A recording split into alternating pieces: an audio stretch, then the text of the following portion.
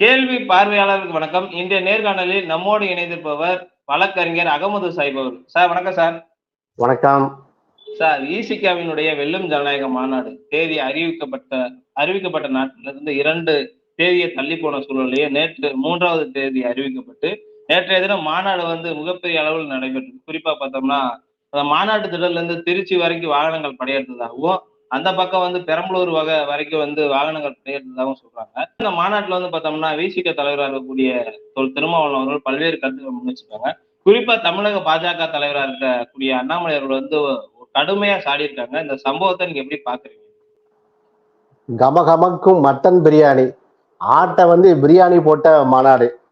ஒற்றை வரியில் சொல்லுவதாக இருந்தால் அடங்க மறு, திமிரி எழு, திருப்பி அடி இப்படிங்கிற ஒரு கட்டளை பிறப்பிக்கப்பட்ட மாநாடு. அடங்க மறு, அத்துமீறி, திமிரி எழு, திருப்பி அடின்னு. எந்த அளவுக்கு என்று சொன்னால், நாங்க ஒன்றும் இனியும் நாங்கள் ஆடுகள் அல்ல, இளிச்சவாயர் கூட்டமும் அல்ல, சீரிப்பாயும் சிறுத்தைகள் நாங்கள், திருமாவளவன் தம்பிகள் நாங்கள் என்று ஆர்ப்பரித்து வந்த இளைஞர் பட்டாலும் ஏதோ ஒரு அடிக்கடி அந்த மாநாட்டுல ஒரு பாடல் ஒலித்து கொண்டே இருந்தது. அதாவது கையை கட்டி நாம வாயை பொத்தி குடிஞ்ச நின்றதெல்லாம் அந்த காலம், இப்ப தோலை தட்டி வேஷ்டிய மடிச்சு கட்டி மீசிய முறுக்கக்கூடிய காலம் நடப்பது இந்த காலம். அடிமையா கிடந்த காலம் அந்த காலம், இப்ப அடங்க மறுக்கிறது இந்த காலம்ங்கிற ஒரு பாடல் ஒரு உணர்ச்சி பூர்வமா இருந்த பாடல். இது விசிகாவுடைய பாடலாக இருந்தாலும் கூட சனாதனத்துக்கு எதிரான மாநாடு, இது பாஜகவுக்கு எதிரான மாநாடு, இது சங் பரிவார் சக்திகளுக்கு எதிரான மாநாடு, இது RSS சித்தாந்தத்துக்கு எதிரான மாநாடு, இது சனாதனத்துக்கு எதிரான மாநாடு என்று எழுச்சி தமிழ் திருமாவளவன் அந்த மாநாட்டு மேடையில ஓப்பன் மேடையில அத்தனை மீடியாவுக்கு வைத்து கொண்டு லட்ச சிறுத்தைகளுக்கு முன்னால டிக்ளேர் பண்ணார் மாநாடு வெற்றி பெற்று விட்டது. அந்த அடிப்படையில ஆட்டுக்கு பிரியாணி, ஆட்டை அடிச்சு பிரியாணி போட்டிருக்குதான் சாட்டா அதை சொல்ல வர்றேன். சார், அந்த மாநாட்டுல பல்வேறு சிறப்பு அம்சங்களை குறிப்பா பார்த்தோம்னா RSS கருத்து கூட மையப்படுத்தி அண்ணன் திருமாவளவன் பேசினாங்க. RSS இல்ல BSS அப்படின்ற மாதிரியான கருத்துக்களை சொல்லியிருந்தாங்க.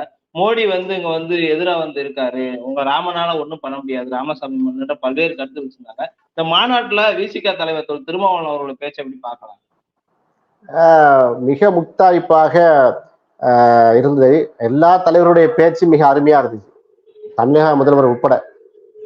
எழுச்சி தமிழர் திருமா அவர்கள் 90களிலே ஆக்ரோஷமாக பேசுவார் இல்லையா, இப்போது கருத்தியலாக பாடம் நடத்தக்கூடிய தோழல பேசிக் கொண்டிருக்கிறார். 90களில பேசின அந்த ஆக்ரோஷமான பேச்சு நேற்று அந்த மாநாட்டில் வெளிப்பட்டது. மோடியை ஃப்ராடு என்று டிக்ளேர் பண்ணார். மோடி எப்படி ஃப்ராடு? 2 கோடி வேலை வாங்கி தருவதா சொன்னாரே, வந்துதா வேலை? ஃப்ராடு இல்லையா? 15 லட்சம் ரூபாயை உங்க பேங்க் அக்கௌண்ட்ல போடுவேன் என்று சொன்னாரு, கருப்பு பணத்தை மீட்பேன் என்று சொன்னாரு, அது ஃப்ராடு இல்லையா? அவர் உலகமகா நடிகன், வடிவேலையெல்லாம் தாண்டிட்டாரு. அங்க போய் நின்றுட்டு நம்ம ராமர் கோயில் நெடுஞ்சால் கிடையா கடந்து நீங்க டிராமா பண்றதை காட்டினீங்க. எனவே இவரை இந்த மாநாடு பாஜகவை ஆட்சி பீடத்திலிருந்து அகற்றக்கூடிய மாநாடு என்பதை தெளிவாக டிக்ளேர் செய்துவிட்டு மாநாடு வெற்றி பெற்று விட்டதுங்கிற அந்த தகவலை ஆழமாக பதிவு செய்தார்.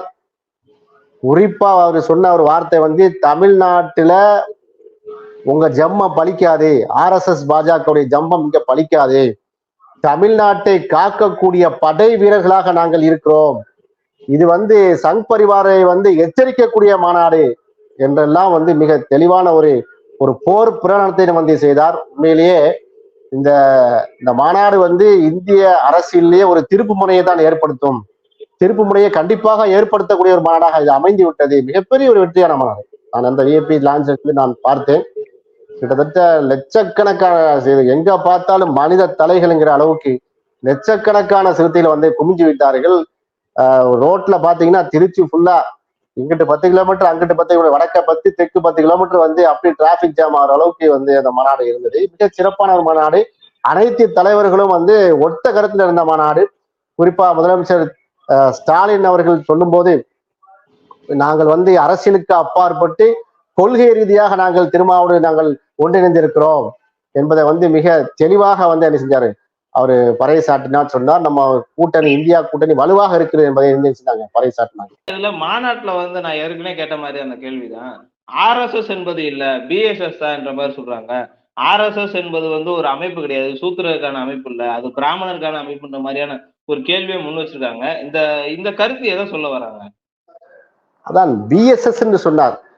ஆர்எஸ்எஸ் இல்ல, ராஷ்டிரிய சுயசேம சங்கம் அல்லாது அது என்னன்னா பிராமணர்களுக்காக சேவை செய்யக்கூடிய சங்கம், பிராமின் சேவா சங்கு என்று சொன்னார்.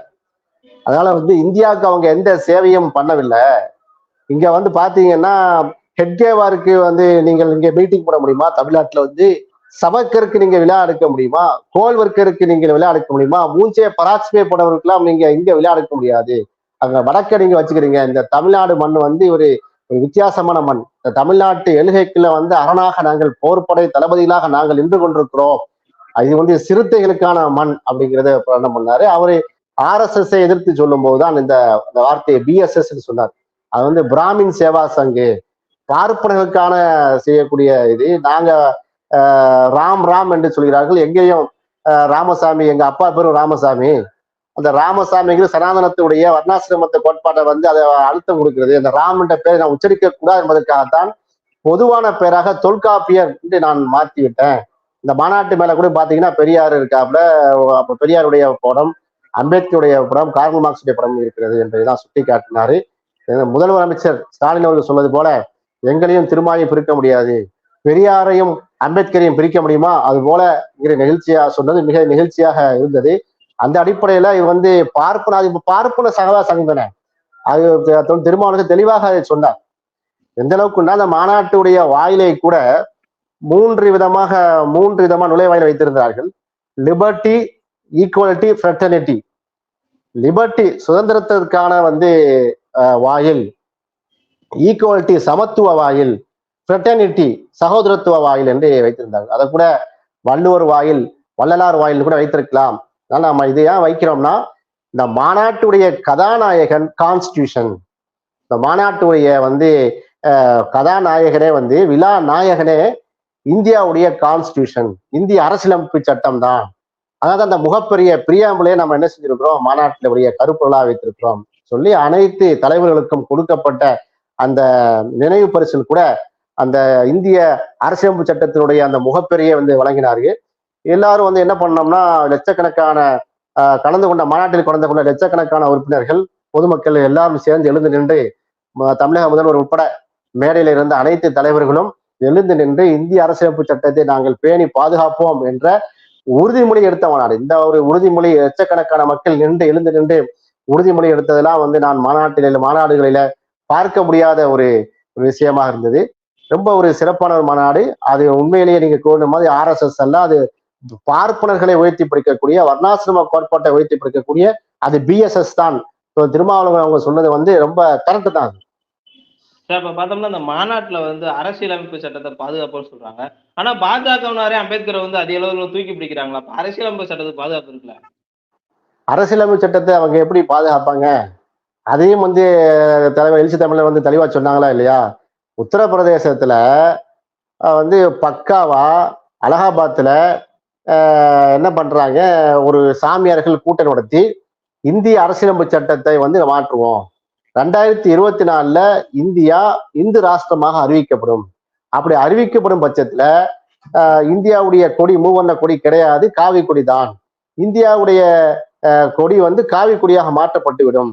இந்தியாவுடைய தலைநகரம் வந்து டெல்லி கிடையாது, வாரணாசி தான் அப்படி என்றெல்லாம் சொல்லிவிட்டு அப்படி வரக்கூடிய இந்து ராஷ்டிராவுடைய வரைவு கான்ஸ்டியூஷன், இத புதிய கான்ஸ்டியூஷன் இந்தா இருக்கு அப்படின்னு ஒரு 950 பக்கத்துல விட்டாங்க. 35 பக்கம் 36 பக்கத்துக்கு ஒரு பிரியாம்பல் அதோடைய முகவரியை வெளியிட்டார்கள்.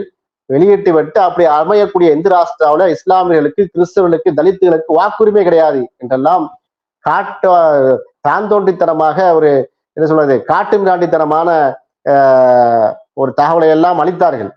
அதை சுட்டி காட்டி தான் சொன்னாரு, நாங்க வந்து இன்னைக்கு அனைத்து தலைவர்களும், முதலமைச்சர் ஸ்டாலின் உட்பட திரு வைகோ, முத்தரசன், ஜவாஹிருல்லா எம்எல்ஏ, கோதர் மெய்தீன் அவர்கள், முஸ்லீம் லீக் தலைவர், அதுபோல கம்யூனிஸ்ட் தலைவர்கள், எல்லாரும், அனைத்து தலைவர்களும் கிட்டத்தட்ட 20 தலைவர்கள் நின்று மேடையில இருந்து ஜனநாயக சுடரை ஏந்தினார்கள். கையை கோர்த்திட்டு இருந்து என்ன செய்யல, கையை தூக்கி காமிக்கல. சீதாராம் யெச்சூரி உட்பட, அண்ணன் ராஜா உட்பட எல்லாருமே இந்த மாநாட்டுல ஜனநாயக சுடரை வந்து ஏந்தி நிற்கிறோம், ஜனநாயகம் பாதுகாக்கப்பட வேண்டும் என்று அனைவருமே வந்து ஒரு சுடரை வந்து கையில் தூக்கி காமிச்சார்கள். இந்த அடிப்படையில அம்பேத்கர் எழுதிய இந்திய அரசியலமைப்பு சட்டத்தை பாதுகாப்போம், அதுக்குத்தான் இந்த மாநாடு வெற்றி பெற்று விட்டது, ஜனநாயகம் வென்று விட்டது, சனாதனத்துக்கு சம்மட்டி அடி விழுந்து விட்டது என்றுதான் அனைத்து தலைவர்களுமே என்ன செஞ்சாங்க, இந்த மாநாட்டுடைய தீர்மானங்களை வழிமொழிந்து பேசினார். வந்து கான்ஸ்டியூஷன் வந்து பேசியிருந்தோம். ஆனா விசிக தலைவர்கள் பேசுறதுல வந்து அடிக்கடி வந்து கான்ஸ்டியூஷனே அதிகமா பேசுறாங்களே, ஒருவேளை இது வந்து அரசியலுக்காக பேசுறாங்களா, உண்மையிலே பாதுகாப்பு இல்லையா? இல்ல, உண்மையிலேயே பாதுகாப்பு இல்லை தானே. உதாரணமாக பார்லிமெண்ட் எடுத்துக்கொள்ளுங்களேன். பார்லிமெண்ட், நாடாளுமன்றத்துல எம்பிக்கள் அவையில இருக்கும்போது, நாடாளுமன்ற உறுப்பினர்கள் இருக்கும்போது உள்ளே ஏறி குதித்து என்ன செய்கிறார்கள், புகை குண்டுகளை வீசுகிறார்கள். அப்ப புகை குண்டை வீசினவங்க யாரு அப்படின்னு பார்த்தா, அவர்கள் வந்து இவர் எதிர்பார்த்த மாதிரி ஒரு இஸ்லாமியரோ, ஒரு கிறிஸ்தவரோ, ஒரு தலித்தோ கிடையாது. அப்ப அதனால என்ன ஆயிட்டுன்னா, அதை பூசி மொழிகி இது புகை குண்டுங்கிறது நிற்கிறது. சரி, அதை வந்து அழுத்தமாக கேட்கிறார்கள் சக எம்பிக்கள். அதுக்கு விசாரணை கேட்கிறாங்க. மணிப்பூரை கலவரத்தை பத்தி கேட்கிறார்கள். உடனடியாக 140 எம்பிக்களை என்ன பண்றாங்க, சஸ்பெண்ட் பண்றாங்க. அப்ப இப்படிப்பட்ட சர்வாதிகார போக்கை தான் நோக்கி தானே இந்தியா சென்று விட்டது.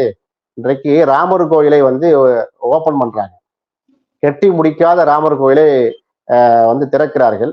எதுமோ அரசு விழாவை போல எல்லா ஸ்கூலுக்கும் காலேஜுக்கும் லீவ் விட்டு, பேங்குக்கெல்லாம் லீவ் விட்டு, அங்கேருந்து இந்திய ரயில்வேல வந்து சிறப்பு ரயில், ஃப்ரீ ரயில்லாம் விட்டு இந்த மாதிரி நடத்துகிறார்கள் என்று சொன்னால், இது வந்து மறைமுகமாக இந்திய அரசியலமைப்பு சட்டம் சொல்லக்கூடிய அதாவது மதச்சார்பற்ற நாடு இது அப்படிங்கிறத தூக்கி எரிஞ்சுதானே செய்யறாங்க.